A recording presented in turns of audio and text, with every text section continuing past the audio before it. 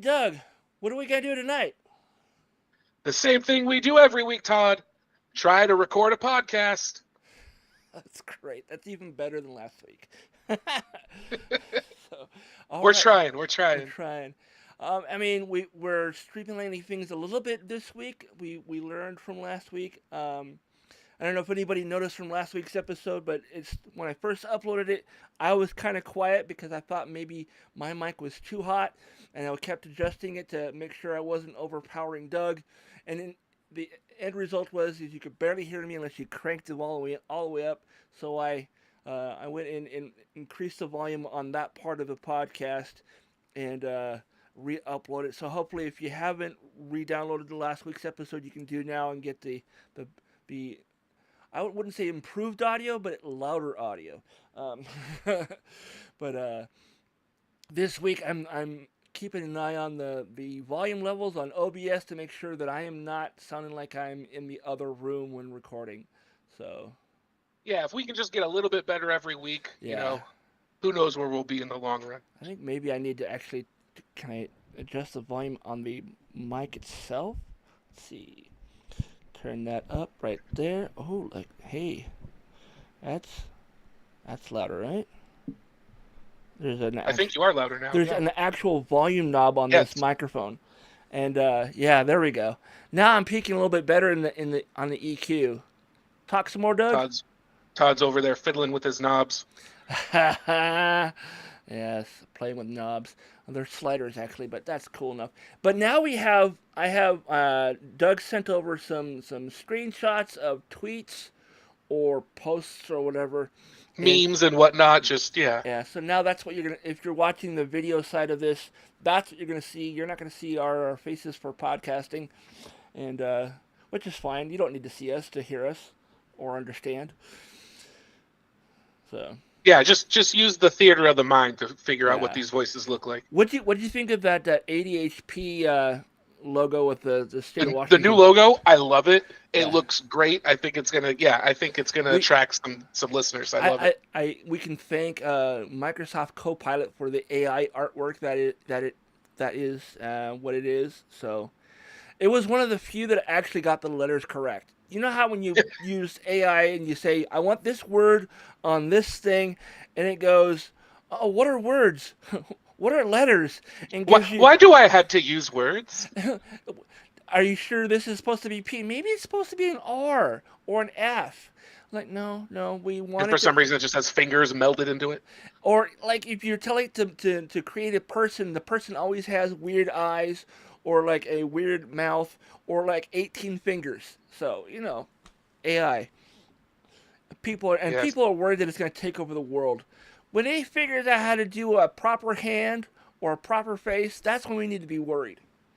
Yeah, once it does fingers right, run for the hills.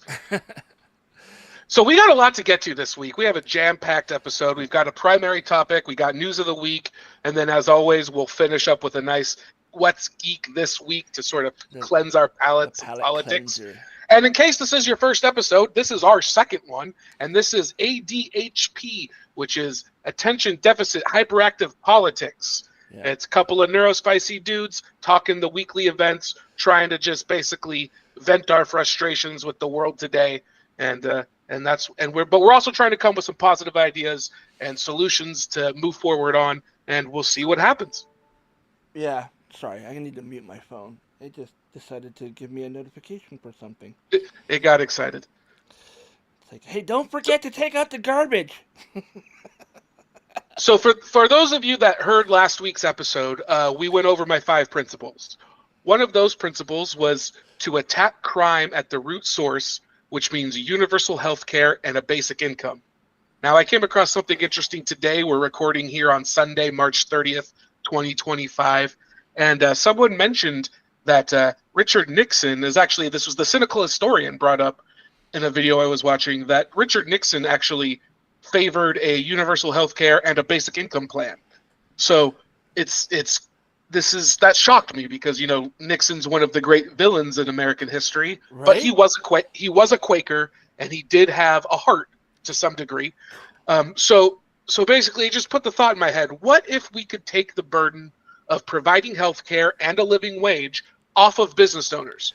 What if you could simply pay market rate for labor and not worry if your employee can afford clean clothes, a place to live, a hot meal before and after work, and a way to get to job on time? Yeah. So you may have heard of Netflix and chill, but what if I told you about Medicare and FAP? What? Medicare and FAP? So yeah. So FAP in this case is not what your dirty mind is thinking of, Todd. I mean, FAP has always meant like, the sound your hands make when, you're shining your helmet. Yeah. Well, in this case, FAP means the Family Assistance Plan. Oh, so of course it does. Just like yes. BBC always means British Broadcast Corporation. In my life, yes. I mean, but big, beautiful, yeah.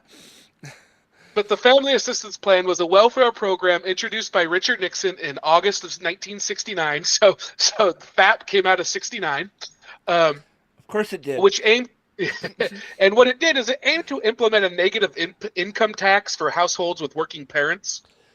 So it was influenced by LBJ's War on Poverty, and it was meant to replace the aid to assist families with dependent children. So just a bunch of, there's no fun acronym in that one. Okay. But it was essentially a universal basic income. And I feel like if Nixon and I can agree on something, maybe it's actually a good idea. So I went in and I looked through kind of the history of basic income programs. We've had some in America, some pilot programs, and there's been others throughout the world. The most consistent benefit of basic income appears to be an improvement in mental health. And that's really important to this podcast. It is. And arguably, that's a positive to every aspect of life. So some examples include in Manitoba, I just hit the mic, which is a great move by me. That's okay. I didn't hear it. Oh, cool. I'll smack this thing around all I want. We'll fap the mic. I apologize. I'll see myself out. But some examples include, so in Manitoba, Canada, they had a program. It saw a decrease in hospitalizations due to mental health diagnoses, as well as an increase in children completing education through 12th grade rather than dropping out early to work. In Native American communities, where they kind of reviewed how casino profits have been spread out as a basic income to tribal members, we saw lower instances of behavioral and emotional disorders and better relationships between children and their parents. That's good. And that right there is just going to increase education and basically having good citizens. And then another one I pulled out here is in Stockton, California. This was a recent one. They evaluated the results in 2019. They found that most participants had been using their stipends to buy groceries and pay their bills. And again, that's consistent in all these studies, is people aren't frivolously spending their money on drugs and that kind of stuff. That's one of the arguments always against the UBI. But here they used them to buy groceries, pay their bills. 43% had full or part-time jobs, and only 2% were unemployed and not actively seeking work. So whether or not the incentive to work diminished during these times, there was a positive psychological effect on individuals based on how they felt in having a guaranteed income each month. Right. It's weird. It's weird how people think, oh, they have a nice cell phone or they're driving a decent car, they must have money.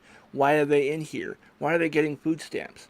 Like, you don't know the guy's story. You don't know that, they could have lost their job in their house last week or last month. And the car they're using is like their mother's, or the phone they have is the phone they got when they still had a job and had a good credit rating.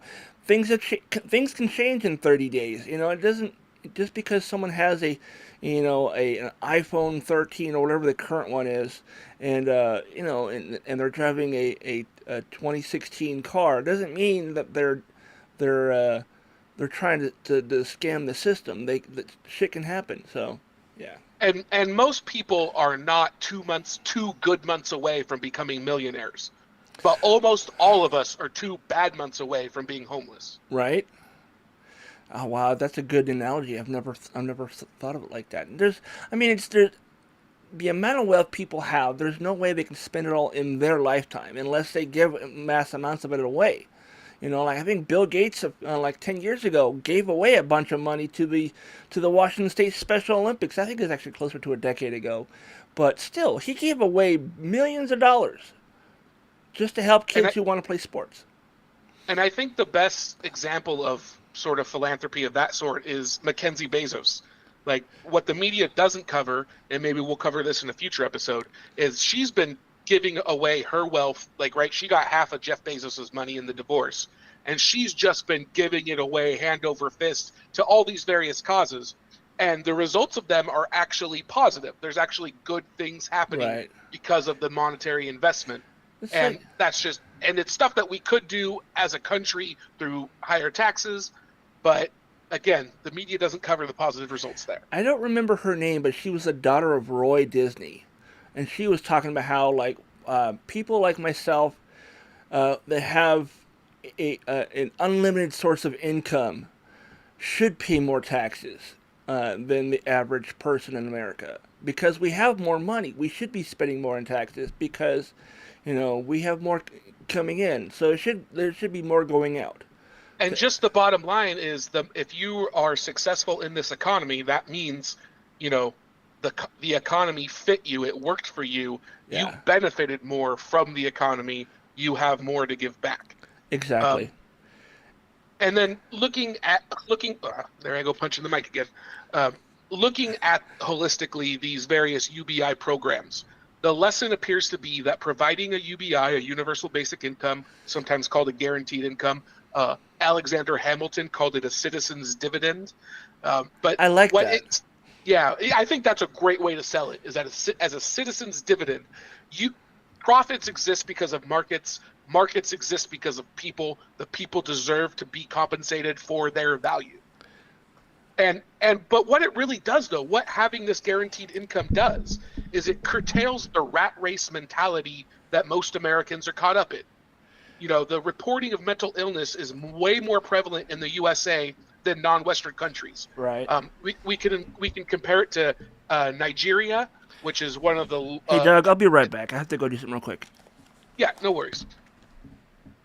But we compare it to Nigeria, where we have one of the lower developmental rates, but we have far less mental health issues. Now, some people will argue that's because they don't have an individualistic approach to society. They are more of a social society where admitting to a mental illness is not okay. It's not socially acceptable to admit you have one. So therefore, the reporting is lower. So what studies have done is they've taken a look at things like bipolar disorder, which have biological markers. They look at substance abuse, which has actual, hard numbers. You can see where substance abuse is being done. And lastly, they've looked at suicide rates. And that's, again, not one you can fake. And so what we see is that the USA leads by far in all of those categories of bipolar disorder, of substance abuse, of suicide rates, versus the less developed countries that have more that don't have the rat race that we do. So what I'm trying to get at here is that by having a UBI, basically people can relax and be themselves and focus on work that's good and needs to be done. So any drop in work incentive by a UBI is more than made up for by an increase in mental health. When people are mentally healthy, we are less likely to lose them to mental health disorders, to substance abuse, to suicide, and then you actually get more productivity out of them. Right? We can all deal with a little bit less human productivity if we're getting more humans to be productive. And this goes without saying with AI and automation, which is really taking the menial tasks away. And how do we take care of people once we don't need menial labor? Right? We all should benefit from the population we're a part of. Absolutely. So we do have sources for all this. We'll list those in the podcast description. Please look them up. You can review them yourself, make your own determinations. And we encourage comments on the YouTube page or on Facebook at ADHD.rocks on Facebook. Please interact with us on this. We'd love to have further discussions. The Facebook page, it would be facebook.com/stream.adhd.rocks. Just so There you clear. go. And the YouTube is? It is Todd ADHD Rocks. But if you just search for ADHD.rocks, I'm sure it'll pop up because I have it coming up as a podcast on there as well as, and I just lost audio. Oh, you just cut out. And You just went. Yeah. You went real quiet. What the hell? Okay, that's weird. You're coming back now. Yeah, You're fiddling with your knob again, aren't you? I wasn't touching it. All of a sudden, it just went all the way down. That's really weird. I hate it when it goes off when I'm not touching it. I was just cleaning it. Okay. Ma'am says it's a little fireman. When you rub his hammer, it spits in your eye. It did it again. That's fucking weird. That is weird. Do you have some sort of audio, like, volume correction on? Maybe. Because I got too loud, it turned it down. So maybe that's why. Quiet down, Todd. Quiet. I don't need to be yelling. So. All right. Well, what was I saying before I got muted? You were talking about the YouTube page and yeah. ADHD.rocks and it'll come up. Yeah, just search for ADHD.rocks. Or you know what? It would be easier just if you go to ADHD.rocks is the website. That's my link tree, and everything is linked on my link tree. So that's. And then you're gonna like and subscribe to the podcast in whatever form you prefer, so that you don't have to search for it each week and you can keep listening. Easiest way to find us though is on Spotify, and you can comment on those as well. So. All right. So with that, I'm ready to transition into some weekly politics news. Ooh. Cue the theme for that. Oh, right. We don't have one. I mean, either one of us could like go out into Suno and go create theme music for political discourse, and then play whatever it gives us. We'll do it in post. Yeah. Okay. So we got quite a few stories to get through here. We'll see if we make it through all of them. So first story is actually two stories. So basically we have the 3 prominent Yale professors depart for Canadian University, citing Trump fears. That comes from the Yale Daily News. And then we also have a Russian scientist working at Harvard detained by ICE at Boston Airport. So what we're seeing here is the continued chilling effect on American excellence. Basically, if anybody, we have proud Americans moving out of the country to do their work, but we also have brilliant international scientists and other experts that are being treated as if they're as if they're being suspected of terrorism. Okay. So we have so if I can get to my story here. So this is coming from The Guardian. A Russian scientist from Harvard Medical School has been detained by U.S. Immigration and Customs Enforcement, that's ICE, according to her friends and colleagues. She works with the Russian scientist oh boy, I should have practiced this name, but it's Miss Petrova, where she was detained at Boston Logan International Airport back in February when she was coming for a trip from France, and she was stopped by U.S. authorities. Basically, she committed an error on a form, and that was enough for them to revoke her visa. The point being, they are trying to just terrify people into thinking that you just don't want to come here, because any kind of mistake could be a reason to subject you to further scrutiny and perhaps detain you. It gets worse than this, though. She had a form. They're working with her. She's probably going to be okay. But what we've also seen is Canadian citizen Jasmine Mooney was detained by U.S. authorities and was held by ICE for 2 weeks before being released. We had a German tourist who was a tattoo artist, spent 6 weeks in detention, including 8 days in solitary confinement after being arrested at the Mexican border. There's been a handful of other detainees, university students and researchers. We've talked about Mahmoud Khalil, who was detained and sent to Louisiana over being a protest organizer. Also, earlier this week, we had Rumeysa Öztürk, a Turkish doctoral student at Tufts University, who was detained by plainclothes officers in broad daylight and notified that her visa had been revoked. Now, do you know why her visa was revoked? No, I do not. It was because she co-authored an op-ed March of last year, so a year ago, that was critical of the university, Tufts, for their response to the student government asking them to cut ties with Israel over the war in Gaza. So that is being spun as she is pro-terrorism. Oh, wow. And this is a woman who went to America after winning a Fulbright scholarship, completed her master's at Columbia, and then started her doctorate at Tufts. These are brilliant people that we want working here. But the whole point is they don't fit the agenda, so it's terrorism Right. against them, so that they'll self-deport, so that they'll stay out of here. Boy. Some people, man. We're sorry our government's so stupid.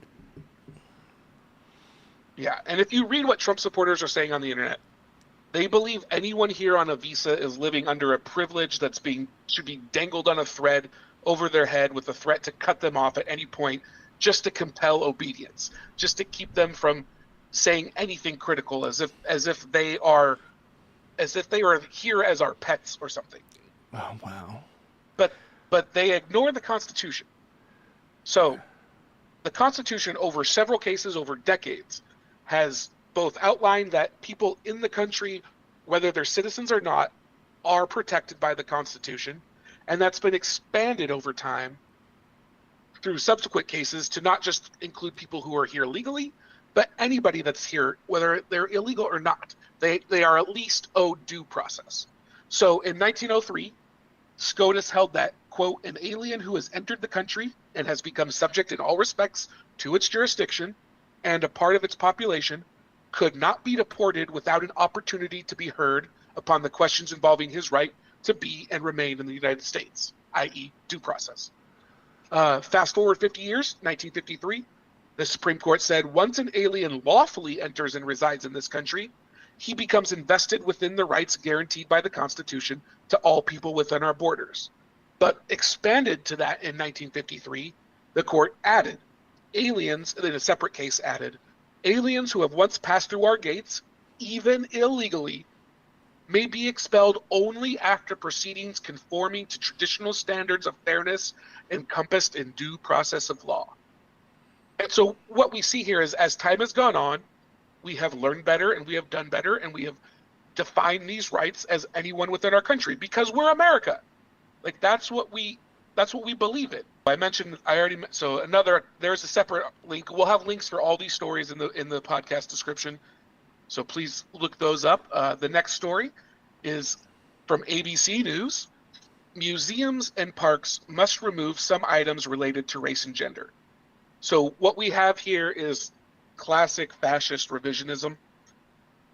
They want things that are supposedly anti-American and divisive to be removed from, like, the Smithsonian.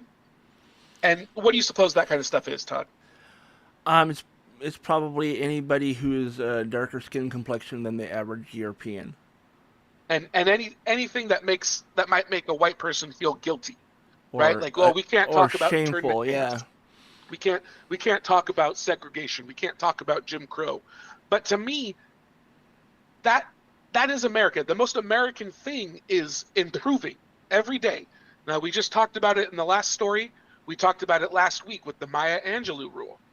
Do the best you can, and when you know better, do better. And that's what makes America great. It's not about romanticizing our history. It's not about saying so. I want to read this highlighted section from the story about the museum. Okay. So this comes from an executive order that Trump signed. The order said that the exhibits and programs that it seeks to remove undermine the nation's, quote, unparalleled legacy of advancing liberty, individual rights, and human happiness by casting its success as, quote, inherently racist, sexist, oppressive, or otherwise irredeemably flawed. So that's the point of the order. It feels like we can't mention the things that make America seem irredeemably flawed. But that's what's great about America, is that as flawed as we are, as flawed as we've always been, it's never been irredeemable. Right? For God's sakes, we were the country of slavery. We were one of the last countries to end slavery. We saw Haiti end slavery, and we outcast them. We blockaded them. We wouldn't let them have trade with us, and Haiti still suffers to this day from choices America and her neighbors made back in the 1800s revolving Haitian slave revolution. But we still got better. We got over it. We moved ahead. And the next phase of it was Jim Crow and segregation. And again, massive flaw that we redeem ourselves from. But the only way we Yeah. redeem ourselves is by acknowledging it and doing better. When we know better, we have to do better. But that's what's great about America. It's like people who are anti-science. And they say, oh, well, science is constantly changing its conclusions. And that's the point. That's how science works. That is the point. We learn and we do better. We learn better, we do better. We're like, oops, my bad. Here's what it is now because we found new information. Yeah. And it's like Pete Carroll, the former coach of the Seahawks, the national championship and Super Bowl winning coach. It's like he says, you got to get better every day. Because if you're not getting better, you're getting worse. And so I submit that the Trump administration, through this executive order and other actions, they're making us worse every single day. Because the most American thing I can think of is acknowledging a flaw and improving yourself, improving your country. Yeah. Help yourself, help your neighbor, help your nation.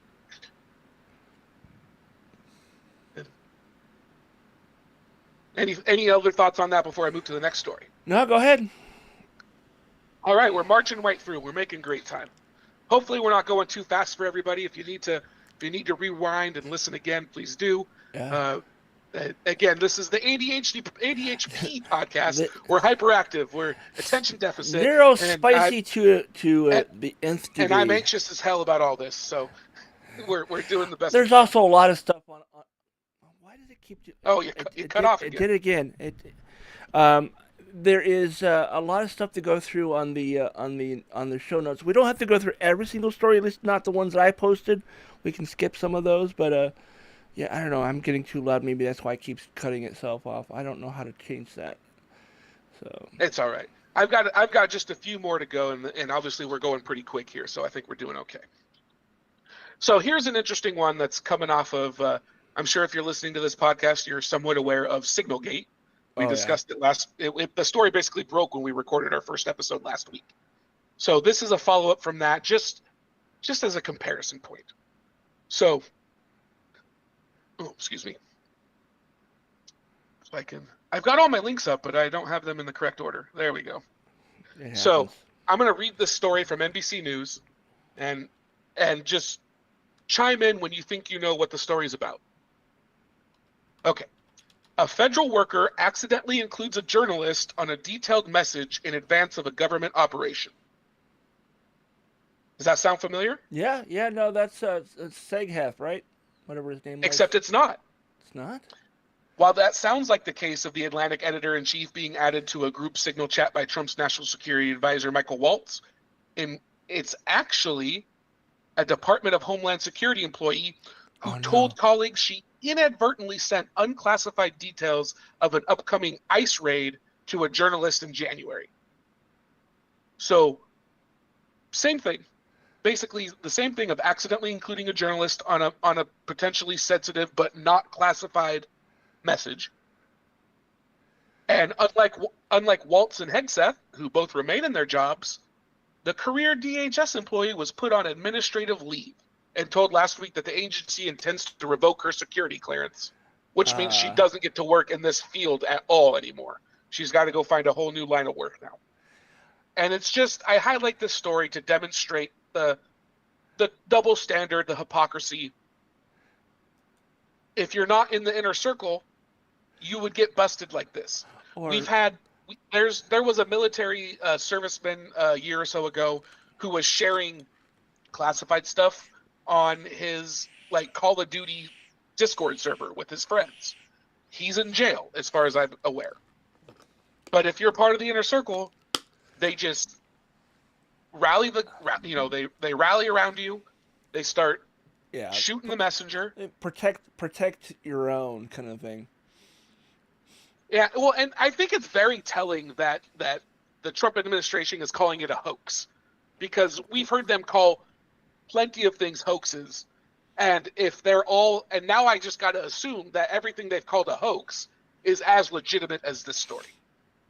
Like I said last week, anytime that Trump says that's a lie, that's fake news, I believe it to be true, just automatically. Yeah, And I think one thing we can do here in this podcast is try and be a Trump interpreter.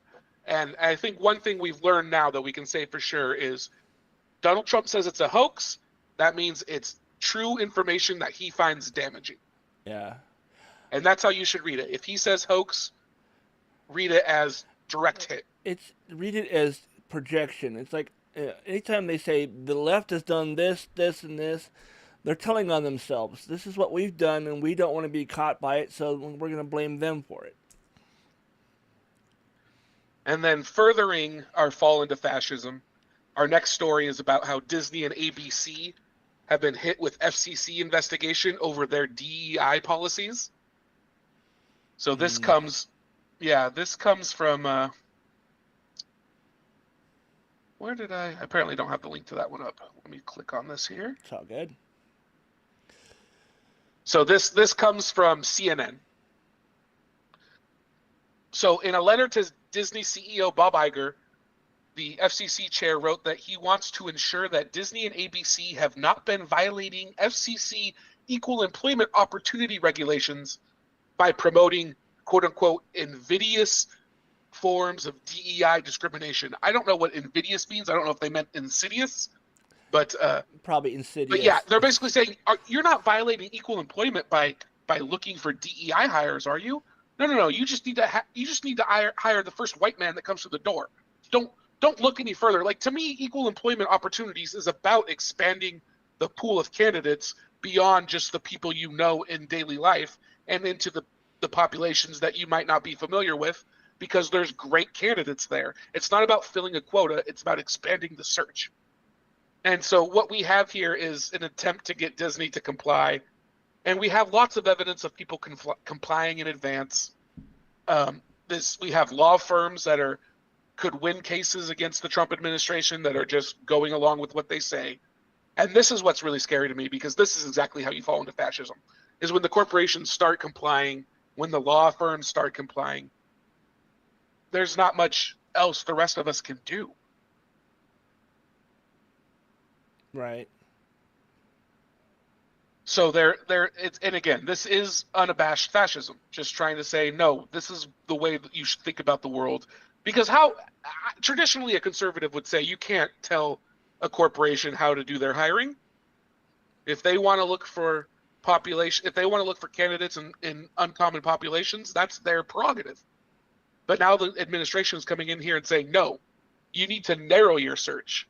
You need to hire more people that look and sound and act a certain way. And yeah. Now, what do we do about this?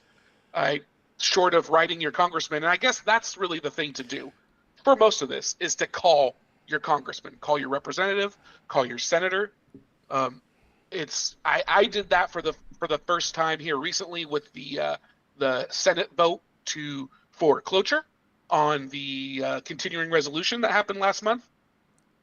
Called Senator Maria Cantwell because I had heard that she was potentially a vote for cloture, and just told her, hey, I voted for you every time you've ever run. I'm never going to vote for you again if you vote for cloture without getting something in return. Now, I'm assuming I was one of many that made a similar phone call, because she ended up not voting for cloture. And everything I hear is that calling your congressman works the best. Calling your representative, calling your senator, flood their inbox. Right. They can ignore email, they can ignore notes and letters, but when their phone lines are constantly tied up because people are calling in, they listen to that. So if there's anything you take away from this is an action people can do, call. And maybe we can put up if you don't know how to Google the phone number for your local office, please reach out to us, comment on our Facebook, send us a message. We'll help you out there. Yeah. And then lastly, for this news, just to demonstrate that the Republicans are not serious about helping anybody other than themselves and their cronies. The Republicans are now not only do they want to end the Consumer Financial Protection Bureau, which is one of the best things our government has done in the last 10 years or however long it's been, but now they want the Biden administration had capped overdraft fees at $5. Well, they're going to put an end to that. Excuse me. So the Republicans are out to make Americans ripe for scams and ripoffs. That's really the whole domestic agenda of the Trump administration, is take away the regulations, make the world safe for scam artists. And even though, like, I don't know if you're aware of this, but the biggest Medicare fraud in history, or at least at the time it was done by Republican Senator Rick Scott. Oh. So, yeah, during his tenure as chief executive, the company defrauded Medicare, Medicaid, and other federal programs. The U.S. Department of Justice won 14 felony convictions against the company he was chief executive of, and they were fined $1.7 billion in what was at the time the largest healthcare fraud settlement in U.S. history. Oh, wow. Yeah, and while they try and end the Consumer Protection Bureau, all while screaming for waste, fraud, and abuse. I think I don't know which Trump admin official it was, but he was on an interview this past week where they said he compared his grandmother who's on Social Security, and he said if Social Security payments don't come in for a week or two, his grandmother wouldn't complain. He says the people complaining are the ones committing fraud. He said the fraudsters are the loudest and most virulent complainers. And I'm thinking, wait a second, is this actually like a Freudian slip regarding Trump? Because who's been more shouty, loudy, crying wolf over everything than Trump? Like, I think Trump demonstrates that better than anybody else. I mean, I do think Trump is the biggest fraudster we have in the country right now. I think it was him that said that protesting Tesla is illegal. I was like, why? They want to try and make it so. The average person can't afford a Tesla, so who are you going to come after? You're going to come after someone who spent $1,000 on a used car? You're going to come after that person? I don't know. It's ridiculous. And then, have you seen the video? I don't know what it was for. It was some news broadcast where Elon was basically, he was whining. He was like, it's not fair. He got on stage and he made fun of my company because his stocks had dropped. Oh, he was talking about Tim Walz. Yeah. He's like, he's a jerk. I'm like, okay. Yeah, I saw a great comparison on that about so 1 week Musk is saying that empathy is a great weakness, right? And then the next week, my feelings are hurt because he's making fun of my stock price. Yeah, empathy for thee, but not for everyone else. The one that cracked me up is the audio from him saying that, and then the video is showing him running on stage with a chainsaw. Right. So. Which, of course, was a nice little rendition of the Argentinian president who was trying to use a chainsaw on stage. Oh, is that he was poking fun of that guy? Okay, I didn't know. He was mimicking it because they're all these. That's the guy in Argentina who pulled a crypto scam on his country, which is also very similar to Trump, who's pulled a crypto scam on his own supporters the day before his inauguration this year. So, like, didn't Elon have like a crypto thing happening where he called that Doge as well? There was a Doge coin. I don't know if that had anything to do with Elon, because but it might have. I mean, I remember him talking about it. There was like one of the last times I ever tuned into to Joe Rogan's podcast. He was talking about Doge for like 10 minutes.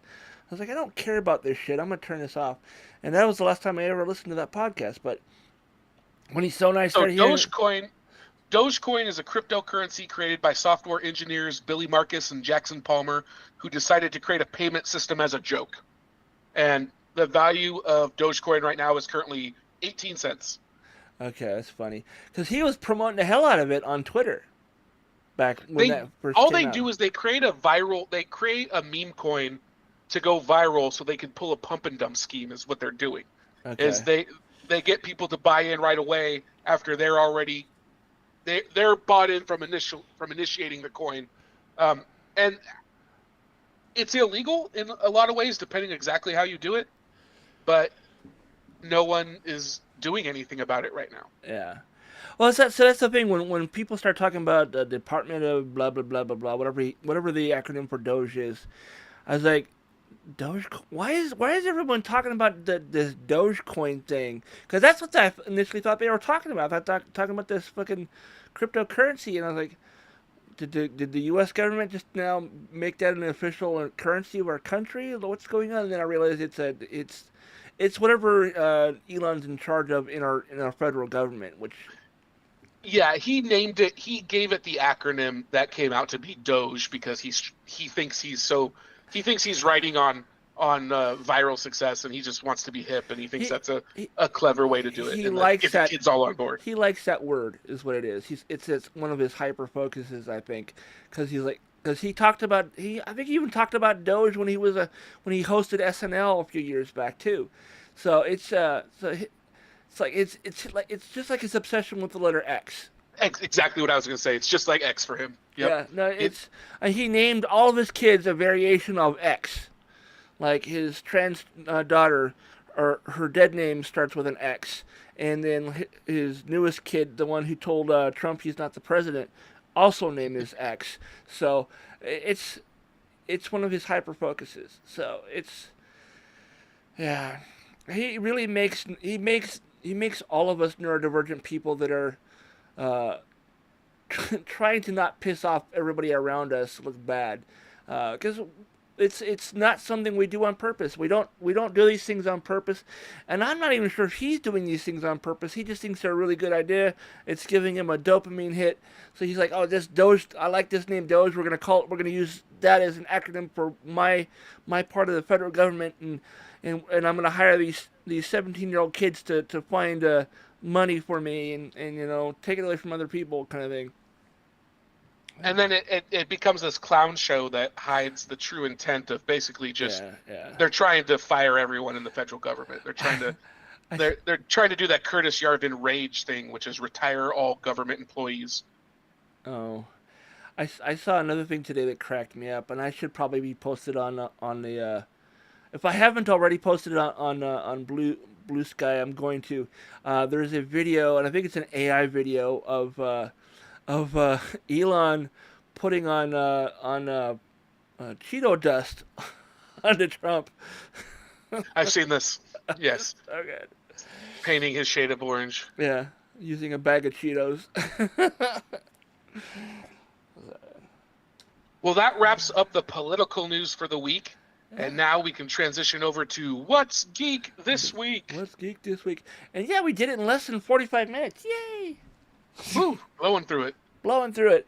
So let me pull up my Google Doc. And which ones did we decide we wanted to talk about? Because I grabbed a bunch. The Critic, right? I'm definitely interested in hearing what you have to say about this Critic revival. I certainly had thoughts on the X-Men in the multiverse, but I don't want to spoil too much. So definitely pick out a couple things besides those two also. Didn't we mention that no, we didn't mention it last week. I think I talked to somebody else about it. They announced in a talking to other people, Todd. They announced or a few days ago in a 5-hour live stream all the actors that are going to be in Avengers Doomsday. And now, it's not necessarily all of them. It's all that they're announcing right now. Well, I mean, that's like, what, 12 people? Are you saying they announced 12 or there's still 12? They've announced 12 names, 12 or 15 names. Only 12? I mean, I can get the list. Hold on. I felt like that train of chairs went on forever. Yeah, well, it's because it was a 5-hour live stream, and they were like slowly going down the line. Let's see here. Google Avengers Doomsday. I did know that Patrick Stewart and Sir Patrick Stewart and Sir Ian McKellen are coming back. We can only assume that they're going to be playing Xavier and Magneto, but you never know. They might have something else for him because RDJ is going to be Doomsday. He's not going to be Iron Man, so it's possible these people are coming back as somebody else entirely, right? Nope. Yeah, they could do a weird multiversal swap here where everybody is somebody else. So But I pulled up the IMDb page, full cast and crew, and it shows here that James Marsden is coming back as Scott Summers / Cyclops. Rebecca Romaine is coming back as Mystique. Sir Patrick Stewart is, in fact, going to be Professor Xavier or Professor X. Tom Hiddleston will be Loki. See who else. Channing Tatum is going to be playing Gambit again because we didn't get enough of his terrible accent in the Wolverine and Deadpool movie. I loved it. I loved his portrayal. He looked. It sounded just like what we expect him to sound like, but it was. I think he could have pulled a little bit back on the accent. It didn't have to be quite so thick. Where is it? Eric Lensher is in fact Ian McKellen, and so yeah, it's basically. You want me to go down the list of all the people that they've announced so far? Now, real quick, do you think that IMDb has an inside scoop on this, or do you think that IMDb is just assuming that they're playing those characters? Well, these are all the names that were on that video, that 5-hour video. These are all the names. I watched the abridged version of the video, which just basically showed up all the different chairs that they showed. That's what I saw, yeah. Yeah, and so we have basically everybody from the last Avengers movie, I think, minus Captain America, Hulk, and basically all the people that died in the last movie. Was Chris Hemsworth on the list? Chris Hemsworth is playing Thor in this movie, yes. Anthony Mackie is Sam Wilson, Captain America. Bucky Barnes, Sebastian Stan. Let's see here. Simu Liu is Shang-Chi, which he did that movie. Winston Duke is Shang-Chi, yeah. Shang-Chi. Winston Duke is coming back as M'Baku from Black Panther. M'Baku. Let's see who else. I saw Shuri was in there. Yes, Shuri is coming back. Latia Wright, I think is how you pronounce her name. Letitia Wright. And then Tenoch Huerta is coming back as Namor. So Namor. And what was he in? He was in the second Black Panther. The one. That's right. The one where Shuri becomes Black Panther. Yes. Kelsey Grammer is coming back as Beast. We have Wyatt Russell is coming back as U.S. Agent John Walker. Red Guardian is coming back with David Harbour. They also have their. Huh? Yelena also from the Thunderbolts. Yes, Thunderbolts. Yeah, that's the next Marvel movie coming out. I think it's coming up in the next couple months, next couple weeks. Yeah, this is why I say I don't know if they listed all the names, because I think part of the reason they made sure to get those Thunderbolts actors that are going to be in it listed is because they want to. I've heard that's kind of like they want to get people interested in the Thunderbolts, so it's like, oh, they're going to be in Doomsday, I better see Thunderbolts. Right. I mean, that's a possibility, but I don't think that there might be a few like hidden. They're not going to show the names until the movie comes out, kind of thing. I'm sure we might. I'm assuming, and I don't know for a fact, but I'm assuming that at some point we're going to see Deadpool and Wolverine in there, maybe as a quick little. They're hiding in the room, kind of like they did the X-Men in the second Deadpool movie, where everybody was just hanging out in the room. I do wonder about Deadpool, because I have a whole theory about Deadpool, that Deadpool is so the thing about Deadpool is he is the writer of his own stories.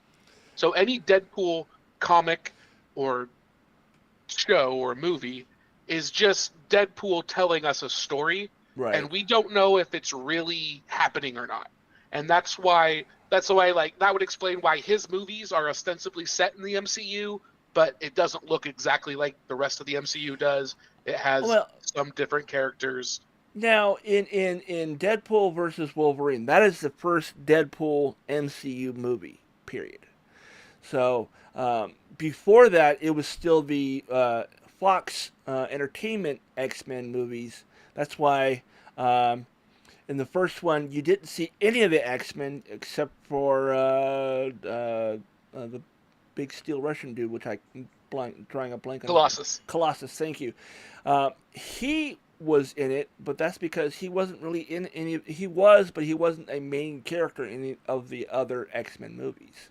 Right, but something that the filmmakers have talked about, especially with the first Deadpool movie, where they have the downed carrier, um, they couldn't specifically use assets from the MCU, but they were trying to set it up so that you could say it was in the MCU at a Right. later date once it all came together. Like they were trying to leave that door open, but ultimately, I just think the Deadpool stuff is just whatever he says happens. So I Right. could see a companion film to Doomsday of like Deadpool kills the Marvel Universe type of deal, I mean, where somebody said that Doomsday is essentially leading into Secret Wars, right. and we're gonna probably see a little bit of the X-Men versus the Avengers in this movie. And to that extent, this kind of goes to the Facebook conversation that was had is, do you think that the Avengers are just going to kill off the original X-Men, and then that's how we set the stage for new X-Men after a reset, or what do you think is going to happen there? I think it might be just kind of it's gonna be more multiverse stuff where we're gonna see like original X-Men. Um, Probably not gonna see Wolverine, but possibly. I mean, they're not gonna lead with that because they want other people to be like, oh, hey, they're gonna see these other X-Men characters. That's cool. We might actually, I don't know. I'm hoping that we're gonna see maybe him sitting at the bar and telling Xavier to go fuck himself again. But but beyond that, I think it's gonna lead into a new team of X-Men. We're gonna see a younger version of some characters, kind of like they did with the Days of Future Past. I think is with the last one. No, Apocalypse was the last one. But So, uh, do you think a new class of X-Men will show up by Secret Wars, or do you think there's going to be a big reset and then we'll gradually bring in new X-Men in the future? what I'm thinking is going to happen is because people want to see the original cast, we're going to see them at least at the beginning of this movie, or at some point during this movie, and then we're also going to be introduced to new versions of those same characters by other people. Maybe Jennifer Lawrence may come back as the younger, Mystique, or some of the other people from the newer version of the X Right, Men. because I think it's important to point out that the Doomsday teaser had none of the new class X-Men. It had none of the McAvoy era No, X-Men it did not. on Yeah, in the cast, which maybe that's just going to be a head fake, and they're all going to be in it as well, and yeah. we're going to have two generations of X-Men teaming up to fight Doom or the Avengers or however it goes. Right. The other thing we wanted to talk about, there's a couple different things. One of them being the Critic, the TV show The Critic from I think was it the late '90s or early 2000s? It was mid to late '90s for sure. Okay. The Critic was a show that was created by I think one of the creators of The Simpsons because its animation style is very similar, without And the he showed up in a Simpsons episode, without the actually. jaundice. Yeah. Um, but yeah, he apparently said on social media that there's a possibility of a revival with John Lovitz. It's what it says. This is what it says here on comicbook.com. The Simpsons and Family Guy might stand at the top of the hill when it comes to Fox's animation slate, but Springfield and Quahog's finest are far from the only characters that became popular on the network. Jay Sherman, aka The Critic, first debuted in 1994. There it is, garnering 2 seasons and many moments that have become memes online. While nothing has officially been confirmed, one of the creators responsible for the original animated series is hinting at a that a revival that might see John Lovitz return to the role of the titular character. I actually thought the show was hilarious because it kind of was like 'cause it came out before Family Guy, and it was kind of doing the cutaway stuff that Family Guy is famous for before Family Guy did it. And it was always kind of a spoof on the was it what were the two film critics, the tall skinny guy and the short fat Siskel and Ebert. Siskel and Ebert, thank you. I was thinking, Abbott and Costello of film reviews, but I mean, literally, Who's on film? They were the men on film. Yeah, they were the tall skinny one and the short fat one. But and that's kind of what they looked like anyhow. But yeah, it was a spoof on that, but they would show like these movie trailers that were parodies, like it was like Jaws 27 or just weird stuff like that. So yeah, I would absolutely watch it if they came out with a new version of The Critic. And interesting enough, The Critic, I looked it up here real quick, and it said it was 1994 to 2001, and I'm like, I don't remember it being on for that long. But it was only 3 seasons, so it's actually been revived once before. So it had a season in 94, a season in 95, and then season 3 is in the year 2000. Yeah, season 3 was like a web series, if I remember. It was on YouTube. But Okay. yeah. Well, YouTube didn't exist yet, but well, I mean, it was online either way. So, but it was a web series. I remember that. And funny enough, episode 1 of season 3 was about the X-Men. And we've got Wolverine and Cyclops and Storm right here in the thumbnail. But yeah, no, it was his catchphrase, "It stinks," but no, it's one of the characters that John Lovitz does that makes me laugh and not want to change the station, because his characters are always kind of hit and miss with me. And he needs something to do. I haven't seen John Lovitz in quite a while, and I love his character in The Wedding Singer, which is one of my favorite movies of all time. I as far as I'm concerned, it's the greatest rom-com of all time. Well, and that character is at the beginning of Little Nicky too. Yes, which is one of the worst films I've seen in a theater, I think. I love that movie. It's so funny. What's an egg? About $500. But no, that was one of those movies that when it first came out, and I lost it again. Okay, I got too close to the mic and it muted me. It was one of those DVDs that I would put in my DVD player, and my DVD player would just sit there and play the menu music over and over again because I'd fall asleep watching it. And my roommate was like, "Can you stop watching that movie before you go to sleep, please? Because that music is driving me bonkers." And yeah, but it's I don't know. There was so much of that movie I really liked because I'm still a bit of a metalhead, but I was really into heavy metal at the time that movie came out. I had long hair. I was still relatively not fat, and yeah, that's something. Is you actually have an era where you weren't fat. I've been overweight since I was about 8 years old. I was that weird kid who would eat lots of sugar. And people thought I was a pothead because of the amount of sugar I would eat. And I'm like, no, I'm naturally this weird.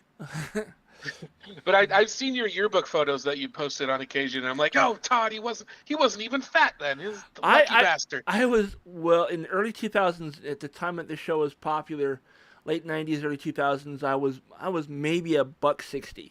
I was $160 in like the 5th grade. Yeah. So, but yeah, no, I liked the show. I thought the parodies of the movies that they made fun of were clever. I believe the first 2 seasons, the ones that were on TV, are available. I think on Hulu, either Hulu or it's on one of the free streaming ones. So it's either on Freevee or it's on like Tubi or what's the other one?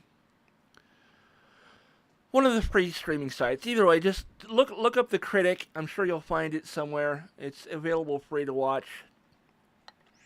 And did you say, would this be a Fox show again, or did they hint at where it would come back on?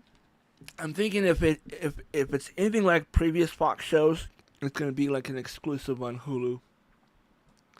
Because I'm just wondering, like, if you want to see this show, after you get done calling your senator and your congressman, you call up... I don't know who would you call up to get to say you want to see the critic. I guess just tweet at John Lovitz. Let's take a look. It's on Tubi right now. That's what it's on. And they just have, I'm sure they just have the rights to the syndication, but yeah, they have the first 2 seasons on Tubi. And it's John Lovitz, Nick Jameson, Maurice LaMarche, Nancy Cartwright, Christine Cavanaugh. Oh man, rest in peace. Christine Cavanaugh, if you're not familiar, was the original voice of Chucky on Rugrats. On Rugrats, okay, yeah, I knew that. I knew. Oh, or was it Chucky? Yeah, she was Chucky. She was also the original voice of all the moms on South Park as well. And she, I know she's also. I mean, once you hear her voice, you recognize it 1,000 places. Yeah, she did all sorts of animation. I think she was involved in All Real Monsters as one of the monsters. She was the one with the giant lips and the eyeballs. Yeah. She was also the girlfriend of Ugg on Salute My Shorts on Nickelodeon. Yeah, she played the mail lady. Yeah. Yeah, she suffered some depression issues, I think, and took her life in 2000. And that ties back into what we were talking about earlier, where people stress the F out and make poor choices, and I think we can get people making a lot better choices with the institution of a guaranteed income. I also, something I meant to mention at the top of the show during that segment was, in all the research I've ever done on a UBI, I have always found it to be the case that every dollar spent towards a guaranteed income is multiplied when we get it back in the economy. It never hurts the economy. It never costs us money as a nation. We spend money on the program, but it always has a compounding effect where you get more benefit out of it from a dollar standpoint in the GDP or however you want to measure the economy. You get more for it than you spend on it always. Right.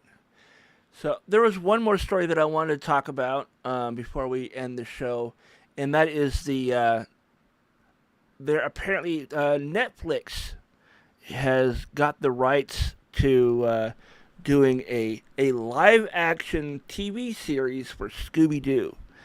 And this is what it says here. Zoinks! The Scooby-Doo live series we first heard about last year is God damn it. I'm getting... See, Scooby's got you too excited, and now, they got to tone you down. I need to just... Stop. God damn it. Fuck off with the shit. Come on, knock it off. I don't know how to turn that off. It's... Okay. Absolutely pissing me off. Todd needs a Scooby snack. Seriously, though, I think I'm going to switch back over. God. It's going crazy right now. It really doesn't want to... It does not want the people to hear about the Scooby-Doo live action. All right, so I'm trying to keep my voice calm because it keeps turning down the volume, and I don't know if it's the microphone doing this or if it's some software doing this or what. It needs to stop though. Hopefully we don't find out that I've been just muted this whole time. No, you're fine. I think what I'm going to do next week is... It's a mystery. Motherfucker! Oh man. This is fun though. This is just... It's not fun. This is not fun. This is not fun for me. I don't like this. I want it to fucking stop. I don't even remember what I was saying now because this keeps happening. What I'm gonna say is next week I'm not using this mic in this capacity anymore. I'm not using the USB side of it because I think that's part of it. I'm gonna hook it up to my mixer recording system. It never does this with that, so I'm gonna use that next time. What was trying to say is that it looks like the assumption is the live action Scooby-Doo is going to be akin to the Riverdale series on the CW, which was kind of a weekly mystery. Every week there was a new bad guy who was trying to hurt somebody in Riverdale. And I mean, that's kind of the way the Scooby Gang was originally back in 1969 anyhow, so I don't see that as a bad thing. And I liked Riverdale. I heard good things about Riverdale. I never saw it. I don't really watch the CW. In fact, I'm a YouTube TV subscriber, so I don't even know if I get the CW. Um, CW, you can't find that series on CW anymore. I think you have to go to Netflix to find it. But it's I thought it was. that's set in the Archie comics universe. Is that the I case? mean, it's based on the Archie comics series. It is the Archies in name only because the characters are all the characters you recognize. But it's think of like the characters from Archie and then you put them into like X Files or Gravity Falls. Oh, that does sound pretty interesting, actually. So it has the look of like a clean cut like high school from like the you know the old days kind of thing. They don't even specify what the decade is for the show. There's each episode. Excuse me. Each episode's a little weird in that you don't really have like a people don't have cell phones in the show, so it could take place in the 80s for all we know or the 70s or whatever. But based on the clothing alone, it's current day stuff. But yeah, it's I went in thinking this is gonna be stupid. Like this is gonna be like every other CW uh, teen drama.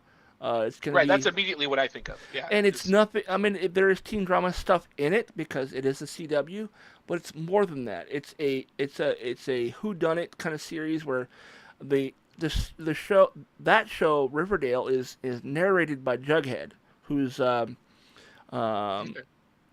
played by one of the two kids who was in Zack and Cody. Oh, One of the the twin, Sweet Life Boys. the one of the twins, yeah.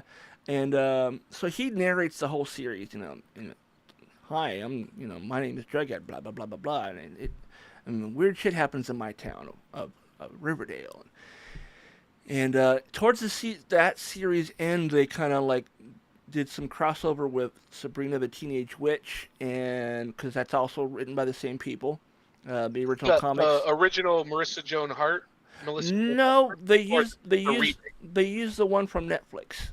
The girl Okay, from yeah. my wife watches that show, so I'm Oh, somewhat familiar with it. dude, that show was really good too. By the way, I really enjoyed both shows. If you haven't watched Riverdale, I recommend it, especially if you like kind of like the murder mystery type stuff.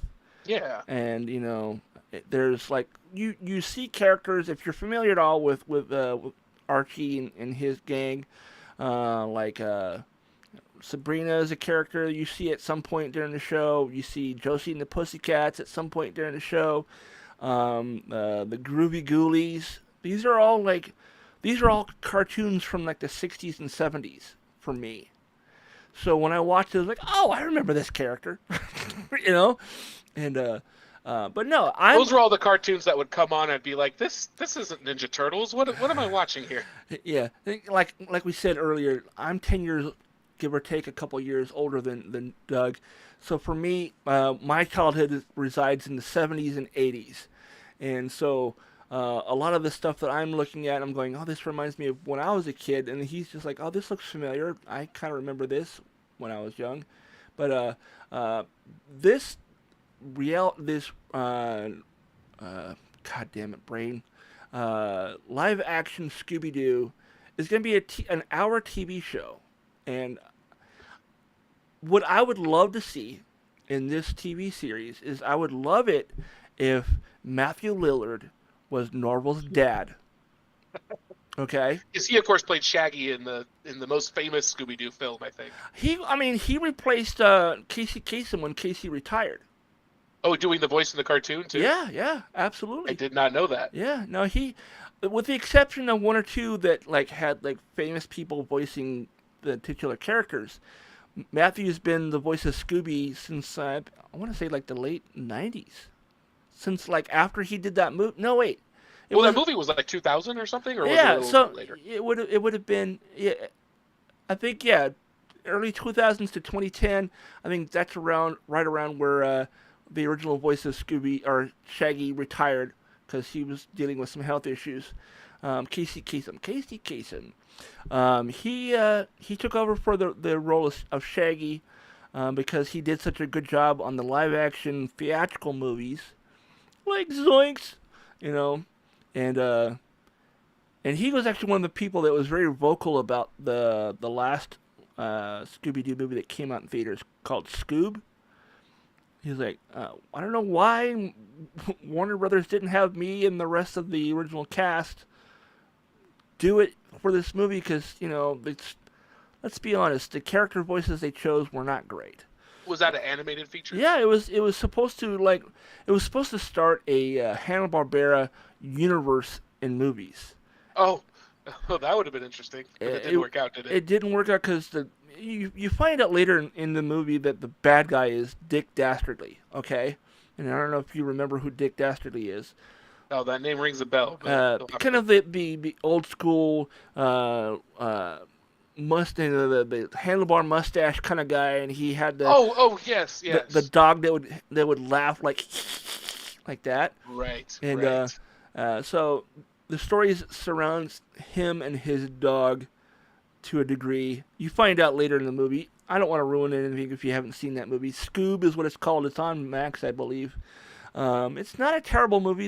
It's kind of an origin story for Scooby and Shaggy. But that was supposed to start a whole movie universe of Hanna-Barbera characters going from Scooby-Doo all the way over to Blue Falcon and all this other stuff. And it didn't do well and I believe it didn't do well in theaters because they had celebrity voices doing Fred, Velma, Daphne, and Scooby and Shaggy. Although Scooby was voiced by the current actor who does Scooby.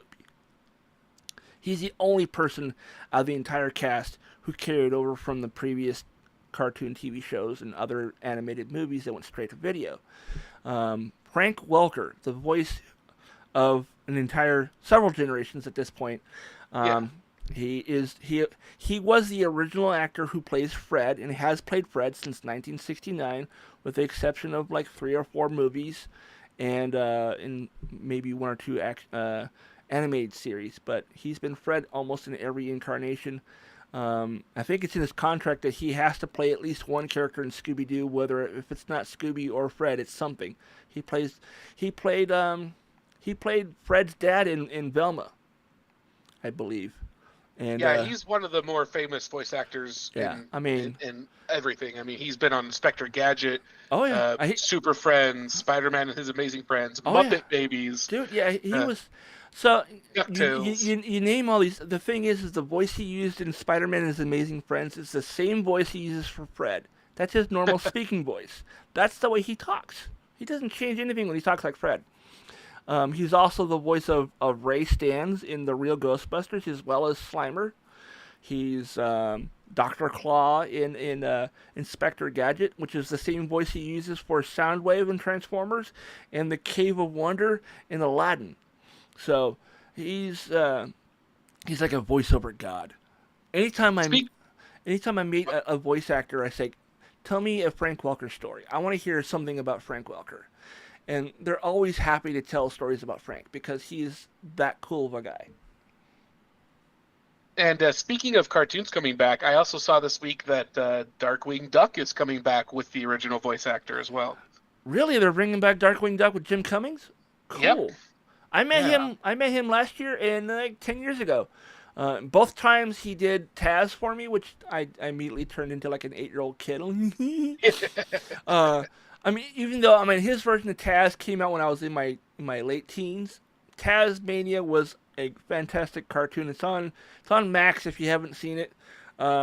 It came out in the early 2000s or maybe the 90s. I can't remember which, but it's kind of like just Taz being a Tasmanian devil in Australia or Tasmania, and he is it's kind of like a family sitcom where he is the oldest sibling, I think, or maybe he's the middle child, because he has a sister and a younger brother in that show. And so I met Jim Cummings last summer at SummerCon here in Washington State. Washington State SummerCon happens every June at the Puyallup Fairgrounds or Washington State Fairgrounds, wherever they want to call it now. Yeah. And he's also the voice of Tigger and Winnie the Pooh. Yep. And he's also the voice of Hondo Tanaka, one of the characters from Star Wars, Clone Wars, and Rebels. Hondo. He is also a character you see at the Galaxy's Edge at Disneyland.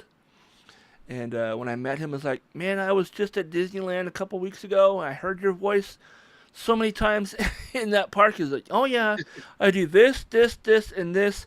Oh, and they just added me on this. I was like, yes, I heard all of that. He goes, cool. Yeah. No, he seemed like a nice enough dude. I did find out that recently that he is a Trump supporter. So I luckily didn't know that when I met him, because I probably would have said something. I'm like, yeah, how about that, Jim? What do you say? I wonder if he still is, given the light of this second administration stuff. But I mean, I remember when the pandemic hit, he was like repeating all the stuff Trump was saying, and people shut him down quickly. He's like, no, Jim, that is not how that works. He goes, apparently I was wrong. So, well, at least he can admit that. That's a big thing. Yeah. I mean, I think he's just trying to like keep himself from getting himself into like, how do they put it, like social cash, where he loses the social, Oh yeah, he wanted to keep his social capital. Capital, that's the word I'm looking for.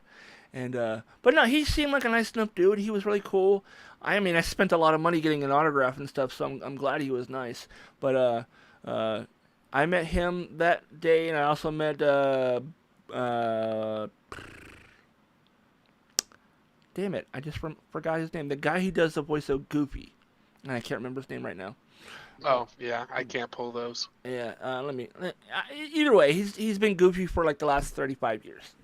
Super nice dude. Geek. Yeah. But yeah, I'm actually not surprised that Darkwing Duck is coming back, because Darkwing Duck did make 2 or 3 appearances on the revival of DuckTales. So, aha, okay. That's where that momentum comes from. If you haven't seen that, it's on Disney Plus. I liked it. David Tennant was Scrooge McDuck on that, which is cool because he's an actual Scotsman. And the original voice who did Scrooge McDuck was a dude from I'm drawing a blank on his name, but he was Wilbur on Mr. Ed. Oh, okay. Yeah. Now that was a show. That was one of the first TV shows I ever watched. It was on Nickelodeon. It was on Nickelodeon in the 80s, and that was how I saw it. I didn't know Mr. Ed even existed before Nickelodeon. And Nickelodeon introduced me to so many great shows. They're all like... It's true. Yeah. I was incredibly lucky to have the early 90s and late 80s Nickelodeon. Yeah. Oh my God. In terms of my geekdom. So many great shows. A lot of the stuff I have, a lot of the videos I have on my computer for like watching when I'm bored are like cartoons and TV shows from the 80s and 90s from Nickelodeon. And I have a playlist of just like called Saturday Morning, where it plays all that stuff. I hit random, and it just plays a random episode that's sitting on my computer. And that was one of the shows I had on there too. So yeah. It's a great way to keep your childhood constructed in a box and access it when you need to.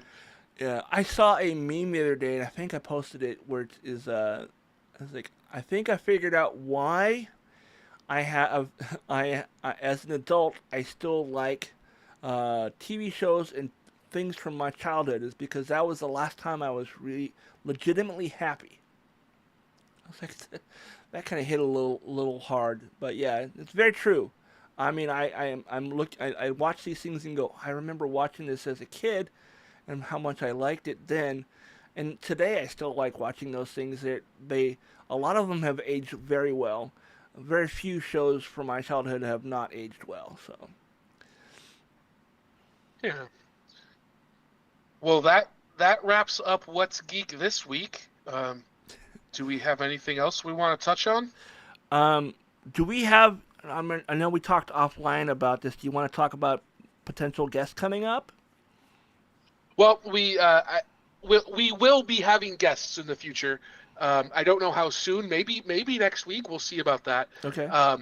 But we'll keep that under wraps for now. We definitely have one guest who's interested, and then probably going to see if we can start getting I coexist in a world of stand-up comedy, so I have lots of access to comics that would probably love to come on here and vent about politics the way we do. So you can look forward to that for sure. Yeah, yeah, absolutely. All right, guys. Thanks for tuning in. Make sure if you're not subscribed to this, subscribe. Hit the subscribe button, whether it be on Spotify or YouTube or wherever you're listening to this. Be sure to subscribe and follow us over on the social medias. Everything is located on my link tree, which is at adhd.rocks. That is the entirety of the website. You can throw in the www at the beginning if you want, if it makes it easier for you. But just go to adhd.rocks. The links to the podcast and the socials that are connected to this show are there, as well as my other links for things that I do. And if Doug has any public-facing links, I can throw those on there too if he wants, but that's up to him. So Well, we'll get there, and then and leave us a 5-star review on Spotify. Even if you don't believe it, just leave us the 5-star review. If you don't want to leave us 5 stars, don't leave any review. if it gives you an option to give us a review and an upvote of any kind, do it. I mean, I think Spotify does it, Apple does it, I think, and um, um, if you're using the Podcast Addict app on your Android device, I think it also has a voting system where you can, if you like this episode or if you like this podcast, give it a thumbs up or a rating of any kind. Go ahead and do that. That'd be great. Thanks for listening, everybody. We'll see you next week.